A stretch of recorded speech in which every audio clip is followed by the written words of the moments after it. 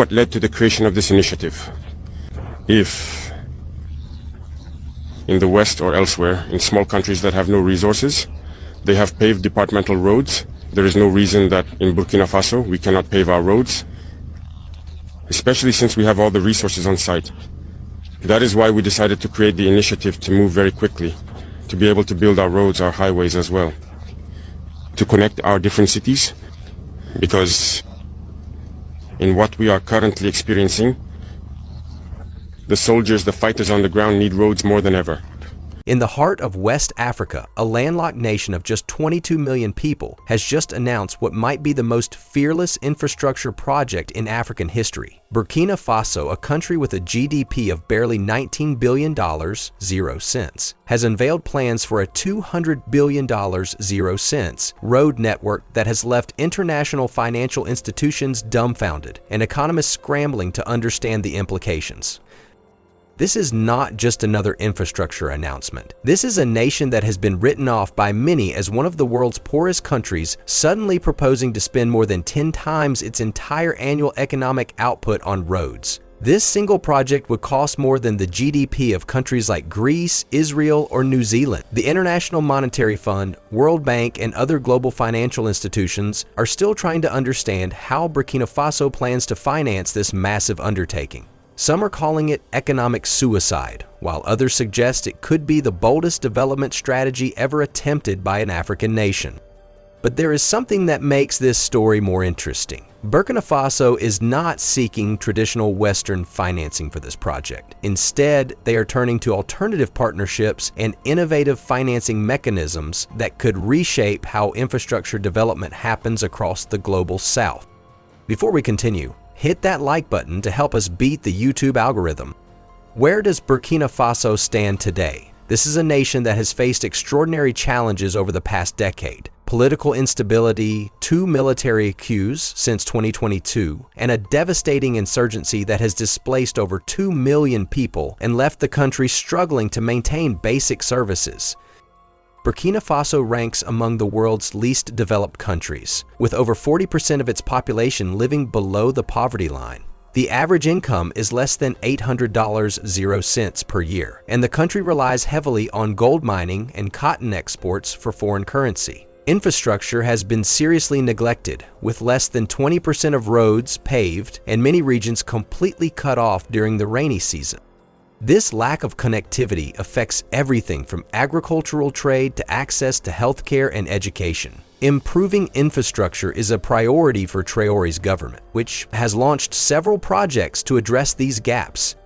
One notable example is the community-driven road construction in Ouagadougou. Described as a brick-by-brick effort, these projects involve local residents working alongside government teams to build and repair roads in the capital. Another high-profile project is the $300 million 0 cents renovation of the August 4th Stadium in Ouagadougou, inaugurated by Traore in 2025. The security situation has been particularly violent. Jihadist groups linked to Al-Qaeda and ISIS have taken control of large territories, forcing the closure of thousands of schools and health centers. The economy has contracted significantly, foreign investment has dried up, and the country has been largely isolated from international markets. Yet it is precisely from this position of apparent weakness that Burkina Faso is launching what could be the most ambitious infrastructure project in African history. The timing seems wrong, but the government argues that massive infrastructure investment is exactly what the country needs to break out of its current crisis. The IMF has been a key player in Burkina Faso's economy for decades, providing loans and technical assistance to stabilize the country's finances. The current ECF arrangement, approved in 2023, is a 48-month program designed to support fiscal consolidation, governance reforms, and economic resilience. By June 2025, the IMF had disbursed $131,300,000 0 cents, with an additional $32,800,000 0 cents released after the third review. However, Burkina Faso's relationship with the IMF is thick with tension. Traore's government has criticized international financial institutions for imposing conditions that prioritize debt repayment over development. This sentiment resonates across Africa, where countries like Senegal have faced IMF scrutiny over hidden debt, leading to funding freezes. In Burkina Faso, the government's focus on self-reliance, evident in community road projects and partnerships with non-Western nations, clashes with the IMF's emphasis on moderation and market reforms. This ambitious vision for infrastructure is not just a development plan, it is a bold declaration of independence from the economic prescriptions of institutions like the IMF. While the fund calls for cautious spending and fiscal discipline, Traore's government is pouring resources into massive public works, signaling a pivot toward a development model driven by national priorities rather than external approval. This strategic shift is most evident in the country's flagship road network project. The proposed road network spans an incredible 50,000 kilometers of new and upgraded roads connecting every major town and city across the country. The project includes 8 major highways that will link Burkina Faso to all 6 of its neighboring countries, creating what officials describe as a continental transportation hub. The centerpiece is a 1,200-kilometer superhighway that will run from the northern border with Mali to the southern border with Ghana, passing through the capital Ouagadougou. This highway alone is projected to cost $45 billion and will be built to international standards with 6 lanes, modern rest stops, and integrated digital infrastructure. Beyond the main highways, the project includes 30,000 kilometers of secondary roads that will connect rural communities to major markets for the first time. These roads are designed to be climate resilient, using new materials and construction techniques that can withstand the extreme weather patterns that climate change is bringing to the Sahel region. The project also includes innovative elements that go far beyond traditional road construction. Solar panels will be integrated into highway barriers, providing clean energy to nearby communities. Digital fiber optic cables will run alongside every major road, bringing high-speed internet to rural areas. The roads will include dedicated lanes for electric vehicles, positioning Burkina Faso as a leader in sustainable transportation. However, instead of approaching the World Bank, IMF, or traditional Western donors, Burkina Faso has assembled a financing package that relies heavily on alternative mechanisms that many experts did not think were possible for a country in its position. The largest component comes from a newly established African Infrastructure Development Bank, backed by several African countries and featuring significant Chinese investment. This institution, which was announced just 6 months ago, has committed $80 billion 0 cents to the project over 15 years at extremely favorable terms. Another $50 billion 0 cents will come from a revolutionary carbon credit program. Burkina Faso will plant 100 million trees alongside the new roads, creating one of the world's largest carbon sequestration projects. These carbon credits have already been pre-sold to major corporations and countries looking to offset their emissions, providing immediate financing for construction. The remaining $70 billion 0 cents represents the most innovative aspect of the financing strategy. Burkina Faso is leveraging its significant gold reserves not by selling them, but by using them as collateral for long-term loans from non-traditional lenders. The country has also negotiated resource-sharing agreements with neighboring countries, where they will contribute materials and labor in exchange for preferential access to the new transportation network. The government has also announced plans to issue infrastructure bonds directly to citizens of other African countries, allowing ordinary people across the continent to invest in Burkina Faso's development. These bonds offer attractive returns while keeping the financing within Africa rather than depending on external creditors. Rather than submitting to moderation measures or waiting on slow-moving donor commitments, Burkina Faso is crafting a bold, Africa-first blueprint that blends innovation, sovereignty, and regional solidarity. It is a move that challenges not just the economic usual way of doing things, but the geopolitical balance of influence in West Africa, and it has not gone unnoticed by the IMF. The International Monetary Fund's reaction to this announcement has been unusual. For an organization that prides itself on measured responses and careful analysis, the IMF statement was unusually direct and concerned. They described the project as economically impossible and warned that it could destabilize not just Burkina Faso, but the entire West African region. The IMF's chief economist called an emergency meeting with West African finance ministers to discuss the potential implications. Their primary concern is not just the size of the investment, but the fact that it bypasses traditional international financial mechanisms entirely. For decades, the IMF has been the primary source of development financing for countries like Burkina Faso, giving them significant influence over economic policy. This project threatens to prove that alternative financing models can work, potentially undermining the IMF's relevance in African development. If Burkina Faso can successfully finance and complete this project without IMF involvement, it could inspire other African countries to seek similar alternative arrangements. The World Bank has been more measured in its response, but equally concerned. They have questioned the technical feasibility of the project and warned about the risks of taking on such massive debt obligations. However, they have also expressed interest in participating in certain aspects of the project, suggesting they recognize the potential benefits if it succeeds. European Union officials have been particularly vocal in their criticism. They argue that the project could destabilize regional trade patterns and question the environmental impact of such massive construction. However, some observers suggest that European concerns may be more about losing economic influence in the region than genuine worry about Burkina Faso's development prospect. The United States has maintained official silence on the project, but diplomatic sources suggest deep concern about the growing influence of non-Western financing mechanisms in Africa. Some analysts believe this project could represent a turning point in how African development is financed, potentially reducing Western influence across the continent. While the scale of the project appears impossible, the underlying economic logic is actually quite revolutionary. Burkina Faso's leaders have said that their country's development has been limited not by lack of resources, but by lack of connectivity. The new road network would unlock enormous economic potential that currently goes untapped.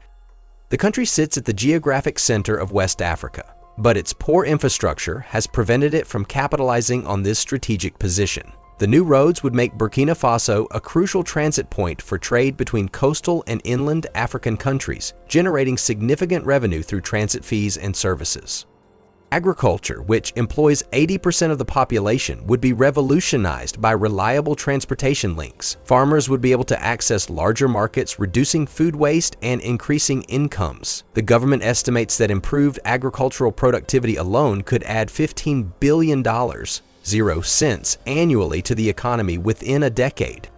The mining sector, currently limited by transportation constraints, would also benefit enormously. Burkina Faso has significant untapped mineral resources, including gold, zinc, and potentially lithium. Better roads would make these resources much more economically viable to extract and export. However, most importantly, the project would create an estimated 3 million jobs during construction and another 1 million permanent jobs in transportation, logistics, and related services. For a country with massive unemployment and underemployment, this job creation could be transformative. The economic modeling suggests that the project could pay for itself within 20 years through increased tax revenue, transit fees, and economic growth. While this seems optimistic, similar large-scale infrastructure projects in other developing countries have generated significant economic returns. The project's impact extends far beyond Burkina Faso's borders. The new highway network would fundamentally alter trade patterns across West Africa, potentially making Burkina Faso a major transportation hub for the entire region. Ghana, currently the dominant economic power in the region, could see its influence diminished as new trade routes bypass its ports. On the contrary, Mali and Niger could benefit extremely from improved access to coastal markets through Burkina Faso's new infrastructure. The project aligns closely with the African Union's Agenda 2063, which calls for massive infrastructure investment to create a more integrated African economy. If successful, it could serve as a model for similar projects across the continent, potentially accelerating African economic integration. The continental implications are particularly significant given the recent launch of the African Continental Free Trade Area. Better transportation infrastructure is essential for this trade agreement to reach its full potential. Burkina Faso's project could become a crucial component of continental economic integration. China's involvement in the financing has also raised questions about the project's role in the Belt and Road Initiative. While not officially part of BRI, the project shares many characteristics with Chinese infrastructure investments elsewhere in Africa. This has led to speculation about broader geopolitical implications. The large scale of the project presents enormous technical challenges. Building 50,000 kilometers of roads in a country with limited construction capacity would require massive importation of equipment, materials, and expertise. The government has announced partnerships with construction companies from China, Turkey, and several African countries to provide the necessary resources. Despite its massive scale, the project has been designed with significant environmental considerations. The 100 million trees that will be planted alongside the roads represent one of the world's largest reforestation efforts. These trees will not only provide carbon sequestration, but also help combat desertification, which is a major challenge in the Sahel region.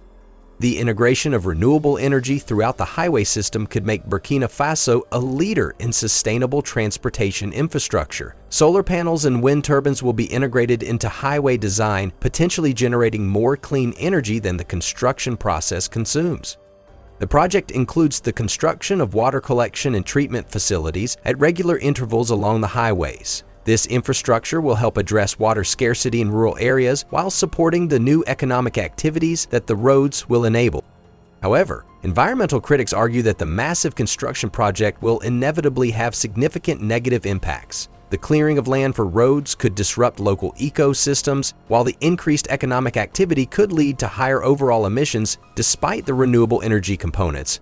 The government has responded by commissioning comprehensive environmental impact assessments and promising to follow international best practices for minimizing environmental damage. They have also committed to making the project carbon neutral within 10 years of completion.